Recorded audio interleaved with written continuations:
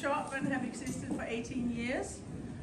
And for years we talked about how we can become more sustainable and do better, and one of the things is definitely focusing a lot of rental and having less expensive evening wear and occasional wear, but that people rent instead.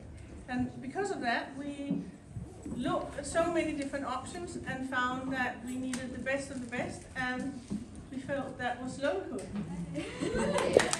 So it's lovely working as a small company with another small female-led company, and so it just makes things lovely. And we're very happy about it. And afterwards, you can see, you know, we're still developing our selection, but it's hopefully the right way to go. So I'll now leave you to Jade and the panel. There you go. Definitely the right way to go.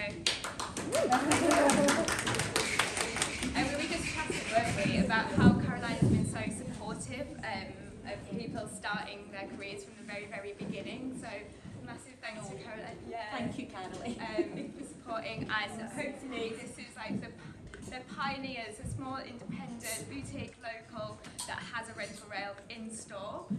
We at Loanhood feel like it should be in every store on the high street personally, but please go over, have a look, try it on, ask questions. We'd love to hear your feedback. I'm ready. Yes. But yeah, I'm Jade. I'm one of the co-founders of Loanhood. My other co-founder is Lucy Hall, somewhere with a big skirt. And we're here today to talk about finding your sustainable style. We didn't want to sit here and like preach about sustainability because, you know, we're all here, we love fashion, and we want to get our fashion fix, but how do we do it in a more sustainable way, helping to fix fashion at the same time. So we're joined by these amazing ladies who are going to introduce themselves. So Caroline, do you want to go first? So I'm Caroline. I run a fashion blog, Caroline Style Hacks. I have been involved working with Wild Swans for 5 years now, I think, and Caroline was one of the first brands to really give me a bit of a shot in the industry, and I do a bit of high street, a bit of boutique, a bit of pre-loved, and you know, the rental market the last 3 or 4 years it's just been great seeing it grow, and I think Wild Swans is kind of spearheading the small boutiques doing that, which is refreshing to see. Amazing. And we have the sole stylist, Kerry. Yeah, my name is Kerry. I'm the sole stylist. I've been in fashion for, God, since I was 15, so like 30 years. And I worked in fashion head offices, so I worked as a garment technologist for years, and then found the devastation of the industry triggered a real trauma response. And so I ran as quickly as I could into well-being and trained in yoga and a million and zillion healing modalities. And then I brought them together in 2018 and called it Soul Style. So it's really a self-development journey to help people to transform from the inner to the outer. And I work with celebrities, and I work with mums and divorcees, people that are like on the bridge or the threshold of something great. So yeah, that's what I do.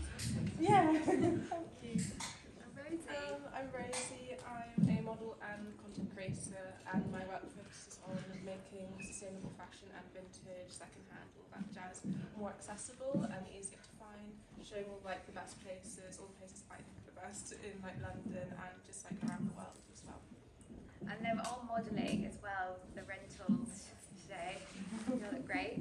So I have a few questions, but then we're just going to open up to some Q&A. We're going to keep it quite short so everyone can just mingle and drink and come and talk to us after. But just to get started then, can you tell us about, you know, your style journey? Anyone can answer. And like, when did sustainability become an important aspect within your styling choices? Who wants to go?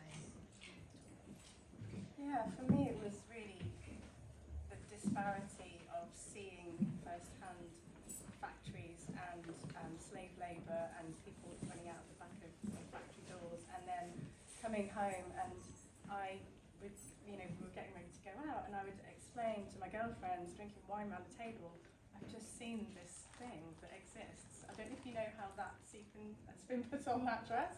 And they're like, by hand? Are you joking? And So I think awakening to the fact that of what we were doing, what the system looked like, really triggered me to start to consider. And I think that the awareness piece is something that then triggers that style journey to kind of begin for you.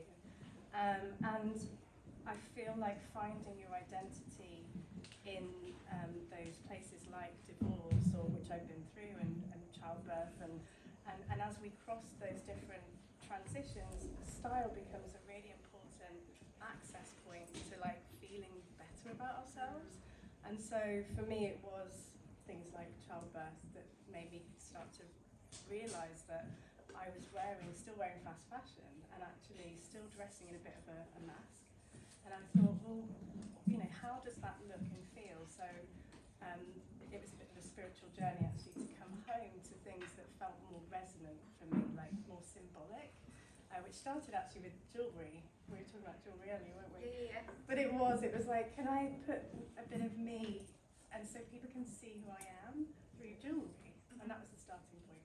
Yeah, definitely. We would say it because the only thing I buy now is jewellery, and everything else is probably second hand. But because my hair's shocking and I'm growing it out, I need jewellery to distract it, so I'm still going to carry on buying that. But I don't think it makes any sense. But so how about you guys? Was it like a lightning moment, or did it go over time? I think I touched on it before. I've been sourcing, buying pre-loved, helping friends and family buy pre-loved since I was 16. So similar time to you, that you've been in the industry, and then I was a buyer for a while, and I didn't stay in it long enough for it to be, to I mean, your story I hear so often with ex-buyers, people that worked in the industry, and I think when I started blogging, I was quite alarmed at people's attitude towards pre-loved and towards mending and alterations. So I've always altered my clothes, I've always bought pre-loved. I find it more interesting, and I think it gives you more character. Yeah. So when I saw that shift, maybe 3-4 years, and people taking more interest in pre-loved, I just tried to, educate people more on how they can shop, and it's been great to find you, Rosie, because it's great what you're doing, that you're highlighting all these places, because people don't know where to go. Yeah, I think that's what what's so tricky about sort of shopping sustainably sometimes, it's just figuring out how to actually do it. Yeah. So I always try to make that easier for people. But for me, I guess I think I've always kind of shopped very sustainably, probably because of my mum and my grandma. They both love second My mum's the same. Yeah, so I kind of just grew up going to car boot sales, and like my mum would always like make clothes and things like that for my dolls, and I was like, wow, I want to make these for myself and everything. And then in 2020, I sort of realised a little bit more about the exploitation that was going on in the fast fashion industry, and that's what made me be like, okay, I'm actually going to stop buying it and completely switch to buying second-hand and vintage as much as I can. You spoke a little bit about the barriers, but what barriers do you often see, either from yourself or from the clients or your followers? What are the main barriers that come up when people want to shop sustainably, but maybe there's a block somewhere? People say price a lot of the time. Yeah, say that to me a lot. Yeah. But I don't feel. I mean, personally, I'm not ever gonna I'm a student. I'm not gonna drop loads of money suddenly, and I feel like it's really, for me, quite accessible. I've got a really nice Marc Jacobs jacket on Vinted for £10, which I think that's accessible. You see, what I try to speak about with my followers is, I'll buy a piece out of Wild Swans instead of buying 10 pieces of fast fashion from Zara, Primark, H&M. Primark it's never sat well with me. It just disappears. The more you wash it, it just disintegrates. But, I mean, how can a garment Yeah. produce for that amount? And I've found it quite frustrating trying to educate people. Well, you could afford a piece out of Wild Swans if you cut back on fast fashion, and it's something that it's good quality and that'll last you a long time and that you'll treasure. Yeah, that's a mindset shift, isn't it? It is. And I think that's what I do with my clients, is actually, I think we've been conditioned into how to buy fashion, and that we need a certain top up and fill, and so it's actually, the mindset shift is finding a new consciousness with fashion. Like, actually, how can I see something that I love but actually not press buy straight away? How can I slow the process down? And I feel like that slowing down, it is slow fashion in the sense that you're listening to yourself. And one of the big barriers with my clients is they don't know their colours, their body shape, actually what they want to buy. So I feel like that clarification of going with a wish list and going into a store is a sustainable mindset. And so I feel like that is an empowerment piece, really, for people to really understand what they exactly are looking for. Because many of the times people don't know, even in sustainable shops or vintage or, you know, so that's a barrier. And it's wasteful then. It's still wasteful. Yeah, I feel like a wish list is so key. I actually say that all the time for like my hacks and top tips for like shopping vintage secondhand. It's just writing down the stuff you really want and like the stuff that, and then you sort of sit with it for a while and realise actually maybe a month later I don't actually want that. Like I just thought I did. And then the stuff that stays on there for a long time, you know, those are things you really actually will treasure. Exactly. Yeah, it's about treasuring pieces, isn't it? And about valuing it. When you went through this process, you know, speaking to people, of clients who you work with, what's the general consensus at the end? Like, do you see us change? Do you see them going back to their old ways, or do they need you to hold a hand? Or have you ever seen a mega shift? Is it still getting there? Yeah. I feel like it's getting there. The work that I do is very much one-to-one, and so it's deep work. And once they come out of that, I don't see them returning back to their old ways. I just don't. That's great. So I do see a shift there, but I think it takes a bit of a deeper journey than just saying, oh, I've read some stats and now I'm all sustainable. It's really about like being really honest with yourself late at night at 11 o'clock when you're scrolling and you're like, oh, I need some ballet flats because everyone's wearing, you know. I'm still, you know, having to. But it's being super real and really honest with yourself at that moment. So, why is that happening for you? And actually, that's a bit of a process. And I think, once people have been through my journeys, they are much more aware. Whether they hear me in their ear or themselves, I don't know, but they are much more aware of what what they are actually doing with fashion. The experience is key. I mean, we find it with rental, with the app, or when people rent from the partners, the stores that we kind of work with. As soon as somebody does it once, there's like no going back. They'll do it. Once you get used to it, I think it's taking that leap, isn't it? Into that unknown of like, oh, I don't know if I'm going to get what I want, or that would be and as well putting their money somewhere that they're not sure when the money is so tight at the minute.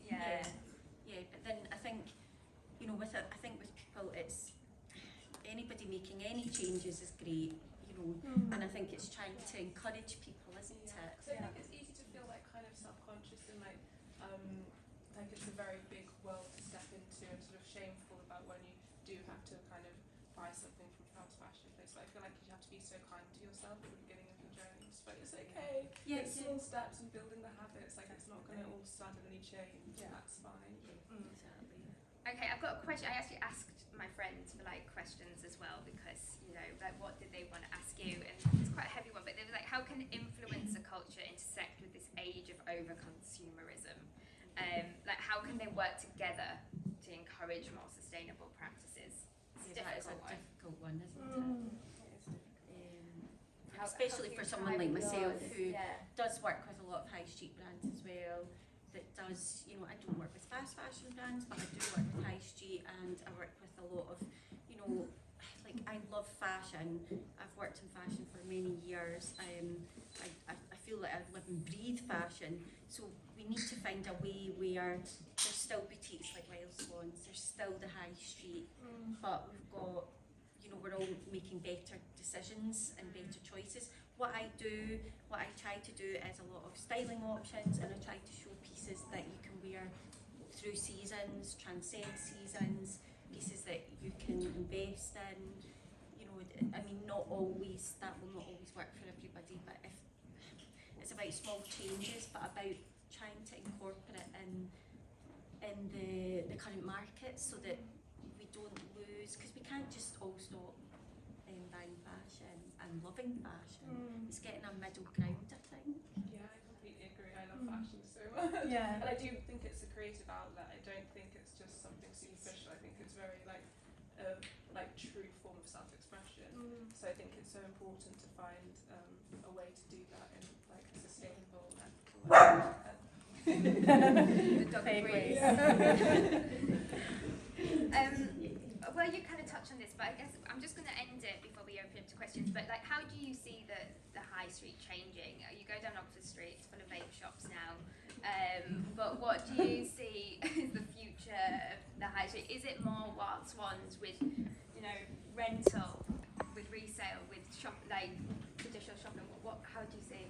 Sorry, I see it as a hybrid Yeah. model. I think all of these amazing sustainable practices we need to see in stores, just like this. You know, we need to see the pre-loved. We need to see the rental. We need to see all of that housed under a store.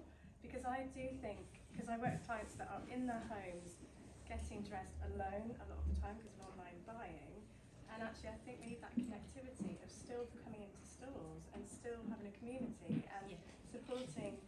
You know, we get so much support from just being here and trying on clothes with other people. Yeah. It's actually a bodily thing, isn't it? Not just an isolated thing. But I think COVID has really, you know, set in stone online buying. But I see a lot of clients that are just buying stuff and it, you know, not actually having that bounce of like people in stores that are actually the professionals or the experts that can help you. Yeah. So I think it's more of these kind of boutique hybrids. Yeah.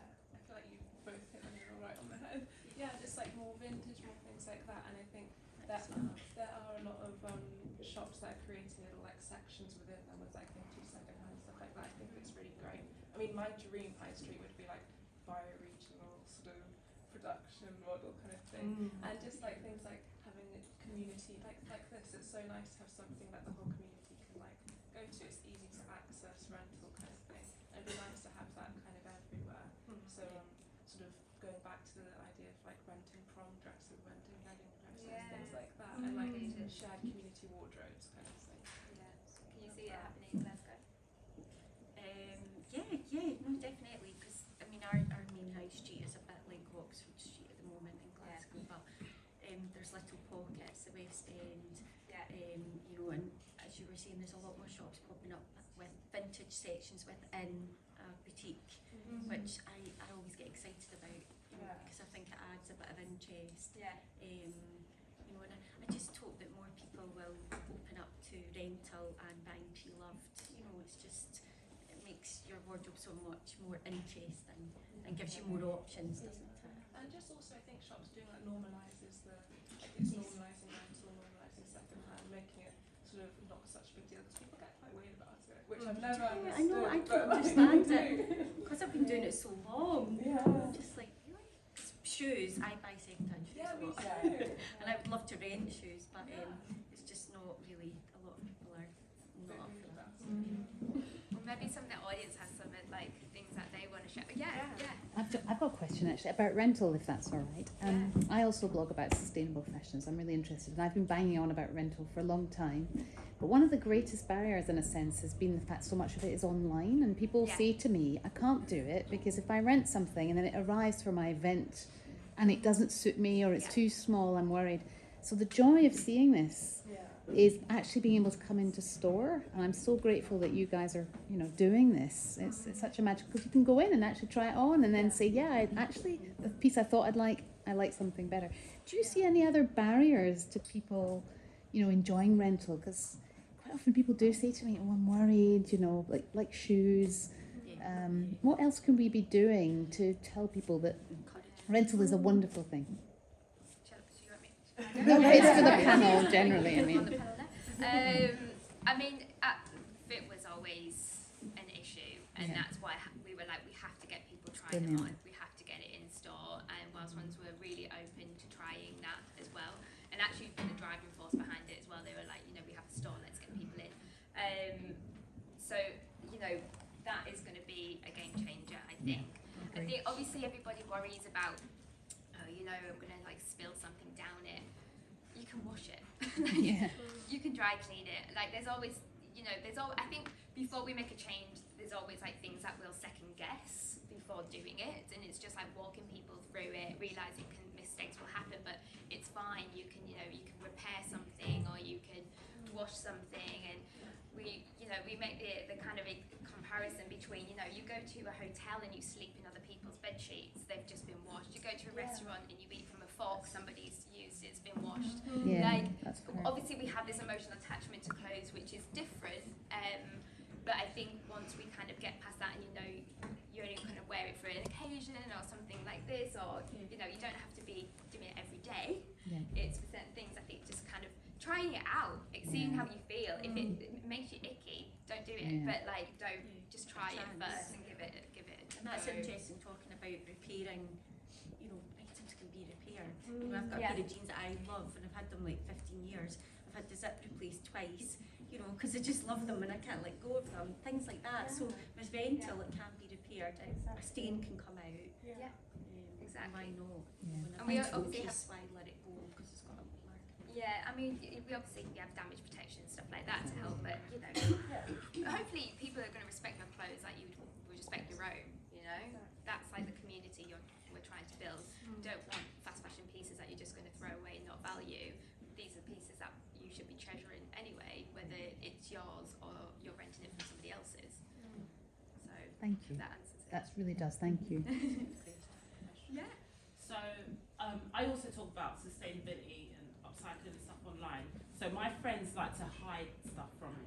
So they'll be like, oh, I got this from so-and-so, but don't tell Dan while I'm standing there. But my advice, my question is basically what, like if you guys had maybe 2 or 3 tips on how we could help our friends and family just kind of embrace second-hand sustainability and rental more, what would they be?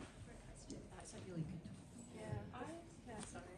No, the first thing that comes to mind is what's the true cost? I mean, that documentary is life-changing, and I think so easy to download. Oh my goodness, okay, I need to do something here. So yeah, I was just going to say that. Yeah, that's a really hard-hitting, It's a quick hard-hitting watch that. Yeah. The shock factor. Yeah. Can I just say, and I also think this thing about that shops starts being part of it, so it's not an online platform only. Both with the rental, but also with pre-loved is a major thing, and it's quite nice. We are going to start having pre-loved as well, but simply for the fact that it shows you that it's not a universe you have to be that's different or not part of the proper fashion or anything. It can all belong together. It all should belong together. And I think then you can go in, you can still feel it, you can try it. And you know what, you find things in pre-loved that you can't find that you've looked for a long time, but it's all hanging at the same place as other pieces. So it all sort of just fits together. Yeah. And I think once your friends see that in a store, then they would get it, wouldn't they? Yeah. I talk about being individuals, you know, with friends and family, especially my sister who shops in Zara too much, and it really upsets me, and we're constantly, and I'm trying not to get on her because I don't want to preach to her, but you know, I try to say, you know, she'll say things like, oh, I couldn't afford that, but she could if she cut back, and she'd be more individual. I often talk about it that you'll have more of a individual look, and you'll be, you know, you'll feel better as well about those choices. I'd also say like it will save them money. Like if they like something in Zara, I have in the past gone into Zara, seen something I like, and then taken a picture of it, searched it on Vinted, and Loads of people do that now. it just saves money. So if, you know, they can just do that. If they want those items, just get them second hand, because there's so many. Like the amount of sort of, if they like Pretty Little Thing, things like that. Like there is loads of that, so much of that. I mean, second-hand. rental, you could rent a stunning, you know, a stunning Stingoya dress that you couldn't justify buying. Yeah. You could rent it. And They feel wouldn't really wear lovely. it again anyway. Even if they bought it on fast fashion, they just wouldn't wear it again Yeah. because it's special. Yeah, I know. So, you know, so that's an affordability factor as well, to get something really special for an event. I think keep going, keep telling Yeah. Driving the I do. I would say also kind of sort of tricking them into doing it. This sounds really bad, but just taking them on a really nice like shopping trip to like the best like charity shops or like a vintage section, and they'll like won't even realise, and then they'll be like, oh wow, I've got so much cute stuff today, and then you're like, yeah, and it's all sustainable. Just like get them into the habit of it, like take them on fun days out. Yeah. Thank you. A question for buying new, and I'm interested in the process that maybe you would go through to determine whether a brand is sustainable. Because I guess, you know, we have those that we know, Zara, H&M, the bad guys, and in theory, even if we haven't dug deep, know that those practices aren't sustainable. But cost could perhaps mask some unsustainable practices in I other can brands. say we only sell Scandinavian brands, and because we used to be the only shop that actually had full Scandinavian, because I started 18 years ago, and we changed it, and all the brands we work with have, I would say, sustainability today, so many things. Yeah. It's not just about the fabrics or whatever, it can be the pave, or it can be the transport, the plastic. It's so many things it covers over, but none of our brands have something that is less than 50 to 60% sustainability. And most of it, because unfortunately Danes like to be good, so they're all working quite highly on that, and it will just improve and improve. Just, I don't think fashion can ever be more than maybe 80, if you're lucky, 85, 90, it's not possible. Yeah. But of course you should really make sure that you work with brands that has a sustainable way of thinking in all the different processes. So I suppose that's my question as a consumer. Yeah. What's the best way to understand that and to make that decision beyond knowing that Swans is supposed to come for that? But when you're shopping, how would you say to do that? I could actually answer a bit of that while you guys are thinking, but I think what I found, like personally for me, going into the community and going into a store where you can actually talk to an owner of a store is going to give you more information than going into somewhere the high street where the staff are running around and not having a chance to like talk to you or even want to talk to you, you know. So that community, hyper-local community, because you know that you're going to go into that beauty brand that stocks the stuff that you know is thought about and considered, because you know it's impossible, I think, for you, unless you're reading reams and reams and reams or you know, studying it or something, to absolutely know everything, and also the greenwashing involved in as well you have to be conscious about. But if you know that somebody's doing the work for you and going through that due diligence is really helpful, and I honestly think you can only get it from like local community stores that you can have those one-to-one conversations with. That's my experience, but yeah. That's a really good starting point. I think there's also like more and more like online marketplaces and apps and stuff that make it easier to find sustainable brands. Like Good On You, like, that's really good. You can just like search up brands in their directory and it'll tell you like all of the info about them in a much more digestible way. Because you're right, it's unrealistic for people to generally just read like fashion transparency index, everything, all of these things. Yeah. It's just too heavy for everybody to do. Also, you wouldn't buy anything if you did. Yeah. You'd be like, no. Sorry, I know everyone's like been stood up and there's not many seats, so I'm really sorry you've been stood up for a while. But is there any more questions? I mean, you can come and ask any of us tonight. If not, I'll wrap up. Thank you so much. Thank you.